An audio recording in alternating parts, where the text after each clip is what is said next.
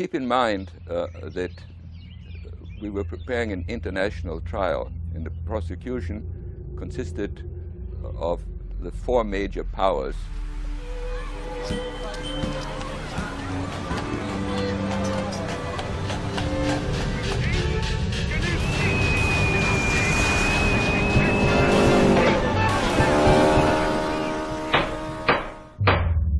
The trial had to be understood and had to be conducted in four languages: in English, German, French, and Russian.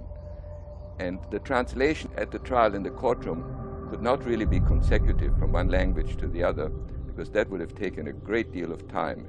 Our team was the team that pioneered the system of simultaneous interpretation. We were the first ones to do that, and it is now widely used throughout the world in the United Nations at all international gatherings, but it had never been done before. I worked as a simultaneous interpreter on the English microphone, that is speaking English but listening to German. We had to overcome a lot of language challenges. For example, the differences between English and German, where the German sentences tended to be much longer, where a German verb tended to be very much at the end of a sentence, whereas in English it's needed right away. So we needed to overcome all of these challenges. It was a success, and we actually broke new ground in language communications.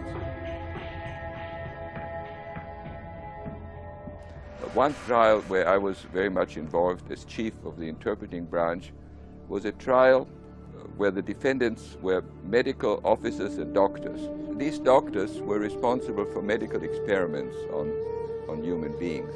It's a question of terrible means to justify what they claimed was a good end. The German Air Force was very interested in finding out how long someone who parachuted into the ocean could survive if there was no food and only salt water.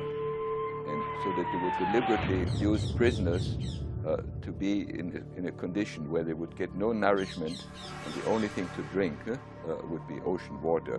They would take temperature and check the data of those inmates to see what happened to them right up to the point of death.